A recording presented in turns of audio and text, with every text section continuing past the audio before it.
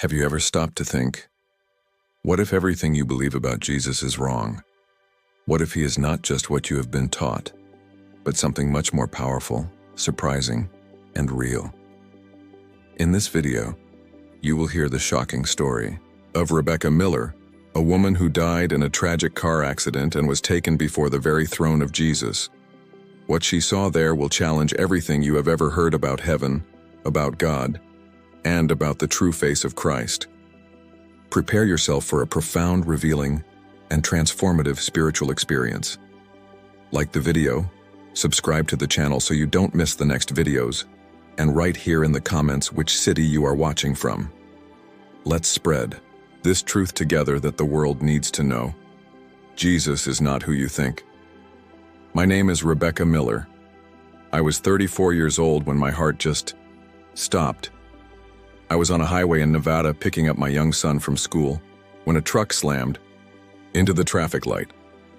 The impact was brutal. Everything went black. The sound, the smell of gasoline, and then silence. But I didn't die in that car. Not really, because the next moment I was standing out of my body. And the most incredible thing, I could see the paramedics trying to revive me, but that didn't matter anymore. I could feel something pulling me upward, something irresistible, strong, gentle, as if the very gravity of the sky was calling me. And so, I went. The ascent was not like flying. It was more like being sucked into a presence. The light did not come from a fixed point, it was everywhere, as if the space itself were alive. I felt warmth, but not like the sun. It was warmth of belonging, and there was no fear here. None.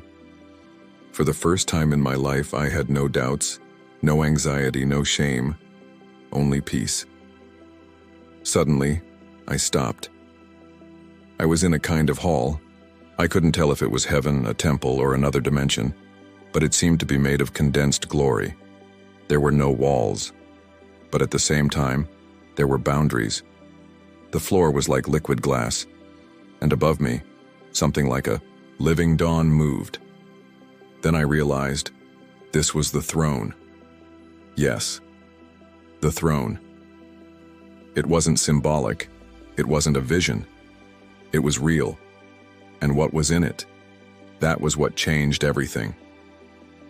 In the center of the glory, a figure began to stand out. And as my eyes adjusted, I fell to my knees, not in fear, but in recognition. I knew who he was. Jesus. But this was not the Jesus I knew from paintings or Sunday sermons. He was not pale. He did not have a distant look in his eyes. He did not have a judgmental expression. He did not look religious. He was fire, light, living, pulsating love. He was unbelievable. And then, he looked at me. When Jesus looked at me, it wasn't like a king looking at a subject. It was like he knew me before time, like every thought I had, every tear, every laugh, every choice was already imprinted on him. His gaze pierced my soul with such tenderness that I simply fell apart inside.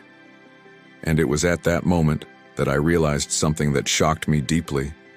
He seemed thrilled to see me. I expected to find judgment.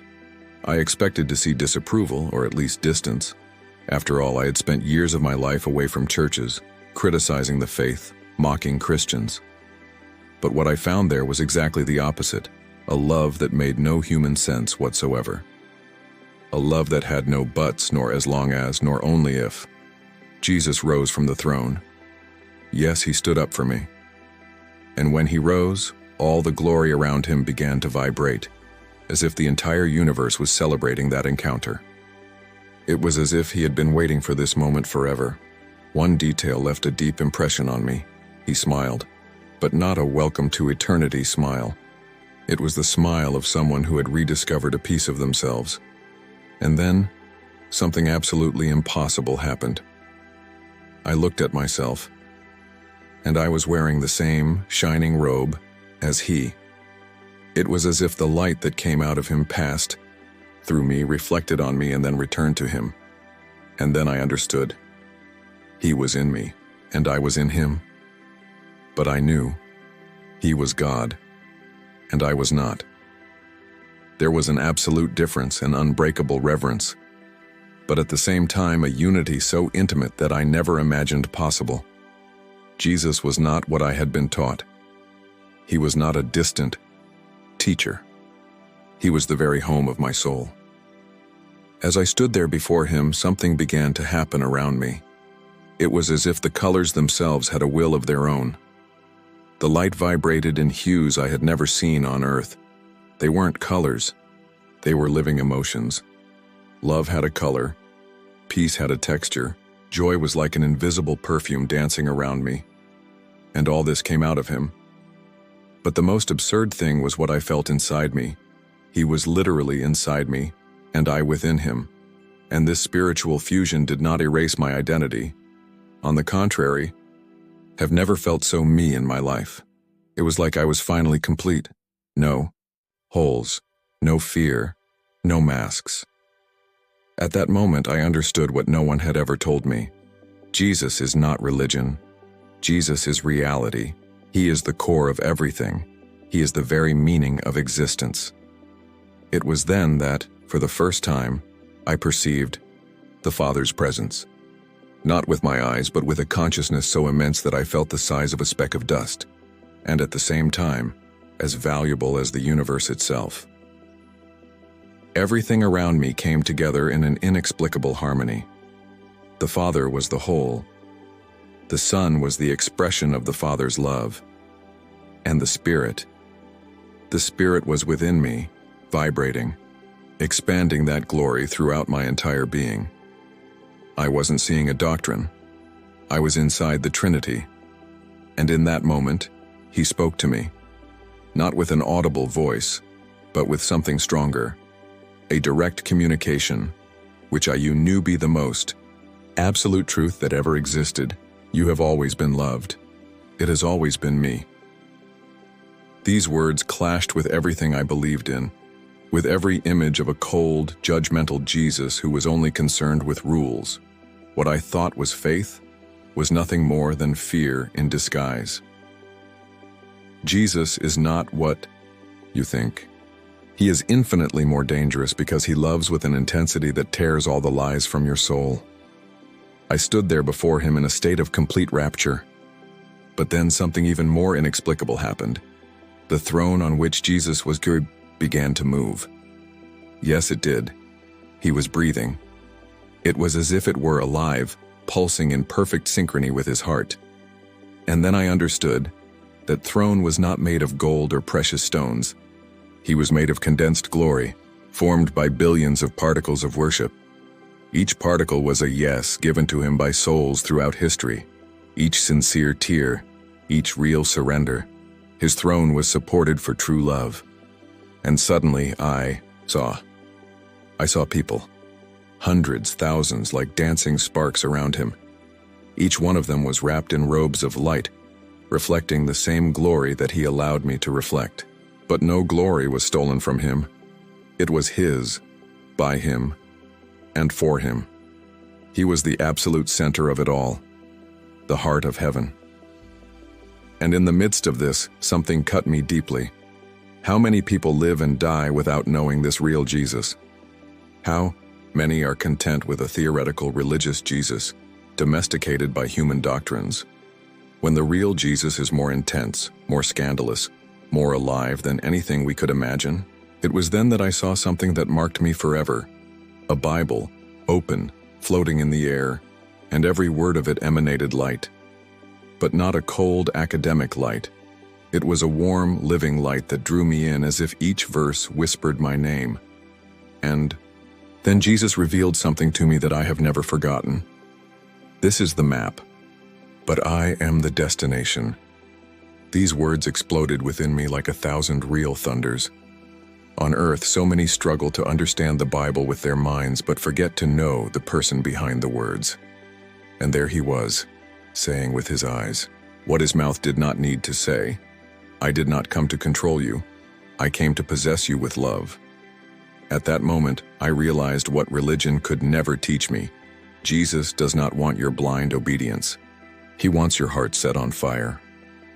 I don't know how long I stood there. In heaven, time doesn't exist like it does here. Every moment seemed eternal, and every eternity seemed like an instant. But something changed in the atmosphere, as if I was about to receive an even more profound revelation. Jesus looked at me again, but this time with an intensity that pierced everything inside me. And as I looked at myself, at that garment of mirrored light shining like his, I had a strange, almost heretical thought.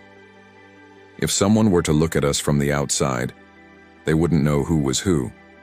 But at the same time, an absolute certainty echoed within me. He is God, and I am not. It was like a divine dance. I reflected his glory, but I could never to glory. I was a living mirror, fed by him, made to give back to him everything I received. It was as if every particle of light that came out of him passed through me, crossed my spirit, and returned even more glorious. It was the purest expression of worship, not with words, but with existence. And then, I understood clearly. Humanity's greatest mistake is to imagine that Jesus is just a teacher, a prophet, a character of faith. He is the heart of the universe. But the most shocking thing was what came next. Like a silent flash of lightning, I had a vision.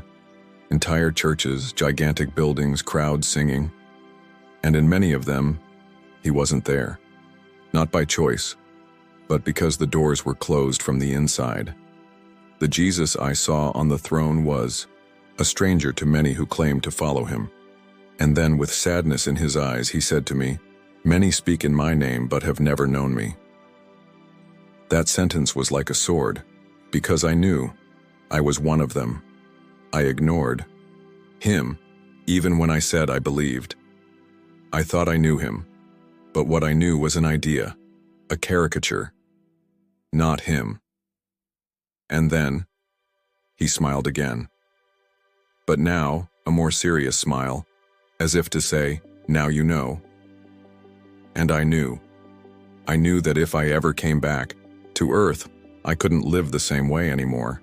Because once you see who he really is, it is no longer possible to accept diluted, domesticated, or manipulated versions of him. Jesus is not what you think. He is much, much more. After that searing revelation, the environment around me began to change again. It wasn't that I moved. It was the sky that adjusted as my consciousness expanded. It was as if each new truth about Jesus opened up a new level of eternity. And that's when I witnessed something impossible to describe fairly. Heaven itself responded to his name. Yes. When Jesus was mentioned, even in a thought, all creation responded. Lights danced, colors intensified, sounds emerged, like instruments that can only exist outside of time. It was as if the name Jesus was the original frequency of creation, the source code for everything. And then a crowd began to appear. People, not just humans, gathered around him, and everyone knew exactly who he was. There was no need for introduction, no doubt. No one questioned his authority, his love, or his glory. It was natural. It flowed like air, but more vital still. Some of these beings looked like angels, but not as we imagined them. Their forms changed as his glory touched them. And what struck me most was that they did not worship him out of obligation. They worshipped him because they could not do anything else. Worship was an involuntary response to truth. And in that moment I understood. In heaven, no one pretends. Everything there is pure essence. And it was in this place of absolute truth that a new consciousness sprouted within me. I was made for this presence, for this closeness, for this continuous response to love. And then a thought came to me that tore at my heart. How many of us on earth spend our entire lives trying to deserve this place? How many try to earn heaven with good deeds, penances, rules, when in fact, heaven is Jesus, and he wants to be known here now? He looked at me again, as if he had heard my thought, and I know he had. You don't have to die to find me. But if you do, I'll be waiting for you like this, standing. That sentence reverberated throughout my being, because now I knew heaven is not a place, it is a person, and that person has a name. Jesus, and he is not as you think. After Jesus said those words, I will be waiting for you like this, standing. Something burned inside me. It wasn't fire as we know it, but a kind of living light that permeated every part of my being. It was love, but it was also truth, and that truth, it hurt. I began to see my life with supernatural clarity, not as a judgment, but as a perfect mirror. I saw every angry word, every selfish thought, every moment I ignored. People ignored myself and ignored him. But the pain didn't come from condemnation. It came from love. The pain of realizing how long I spent believing lies about Jesus. I thought he wanted me to be perfect, that I would fix myself before I got close, that he loved me, yes, as long as I was better. But there, before the incarnate truth, I realized nothing I did or didn't do changes who he is. He didn't love me despite of my failures. He loved me through of them. And this revelation dismantled me more than any vision. Because it was so simple, so pure, so absolutely opposite to what I had learned, that it seemed impossible to accept. But there, you have no option to deny it. Everything in you screams, this is true. It was then that I realized something, even deeper. What I was feeling wasn't just for me, it was for all of us. For all of us who are alive now and believe in a generic institutional Jesus, shaped by doctrines and dogmas, while the real Jesus waits outside, on the fringes of the structures that claim to represent him. And for the first time, I cried. Yes, I cried in heaven, because I realized how many times on earth I repeated phrases about Jesus, but I never knew him. How many times I spoke about him, but I never heard him. How many times I sang to him, but I never heard him. We in there, surrounded by light, love, and glory, all I could think was, how could I live so long without knowing who he really is? There was no guilt, but there was regret. Not because I broke rules, but because I wasted time. And Jesus just looked at me with a love so immense, so unshakable that it dissolved even that regret. It was as if he said, now you know, and that's enough. In his presence, there is no delay. There is a new beginning. And there, in the heart of eternity, I knew, the only truth that matters is this: Jesus is more than you think, and everything outside of him is an illusion. I didn't want to leave there. How could I? I was standing before the source of everything. Every particle of my being screamed to remain in that light, in that presence, in that love that cannot be explained. It can only be experienced. But then, I felt something changing. It was subtle, like a gentle tug. The light around me began to fade, but not by going out, by moving away. It was as if the sky were handing me back, as if to say, now you know, take it with you. And at that moment, Jesus spoke to me again, not with words, but with an understanding as clear as existence itself. You have to tell me. Many people think they know me, but they haven't seen me. These words were like a call engraved in fire, because I understood what he meant. People think of Jesus as a historical figure, or a belief system, or a doctrine, but few know him as living person. And he kept looking at me, as if he were marking me with his truth, as if he was imprinting on my soul the mission to reveal that he is not what they think. I saw flashes of people on earth, sitting in church pews, in dark rooms, at parties, in prisons, each of them thinking of Jesus in distorted, frightened, limited images. Some thought he was anger, others thought he was silence, others thought he was just another pretty story for children. And I knew the truth now. He is the glory that awaits us at the end and the love that walks with us all the time. It was then that everything began to fade away. that living light, the dancing colors, the breathing throne. Everything began to recede, like a gentle tide. And when I looked at him for the last time, I saw something I will never forget. He was smiling and crying at the same time, crying for all those who do not yet know him, and smiling because I knew him now. In the last split second before turning back, I understood something profoundly terrifying. There are people who spend their entire lives serving a wrong version of Jesus. And when they return to him, they discover that what he wanted all along was just be with them. The light went out, the pain returned, and I was back. I woke up with a scream stuck in my throat. The heart monitor was beeping frantically. Doctors were rushing around me. I could hear voices, white lights, the smell of a hospital. But none of it seemed real, because I had known the true reality. And there, with my eyes open but my soul still up there, I cried. Not from physical pain. I cried because I had come back. I cried because now I knew what heaven was, and even more. I knew who its heaven. I didn't say anything for the first few minutes. How can I explain that? How can I describe a living throne?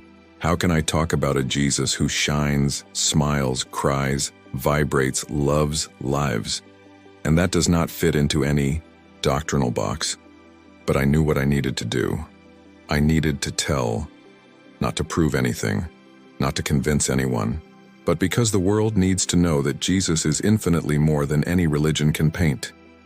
I did not bring from their dogmas, isolated verses, or a new theological revelation. What I brought was a person, a name, a look. And this certainty, if you have never seen his face with the eyes of your soul, you do not yet know him. Returning to earth was not a blessing. It was a mission. Because now I know that millions of people believe in a system Jesus, a demanding Jesus, a distant Jesus. But the real Jesus is the fire that transforms everything, and he is waiting to be truly known. And the most terrifying thing, there are churches full of him, and churches full of which he. There are pastors who talk about him, but have never seen him. Believers who sing about him but have never touched him. Atheists who deny the Jesus of the institutions without knowing that the real Jesus is also outside those doors, calling their name. The last thing Jesus made me understand before I went back was this: show me who I am, and I will do the rest. So here I am, counting, reporting, shouting if necessary. Because now I know Jesus is not what you think. He is better, sweeter, scarier, more glorious, more intimate, more alive. And he wants to be known. If you think you already know him, get ready. Because when you see the real Jesus, everything changes. Forever. If you liked this beautiful spiritual testimony, leave a like, comment your impressions, subscribe to the channel, and don't forget to activate the notification bell to watch each new video and help us spread this message to a greater number of people. Until next time.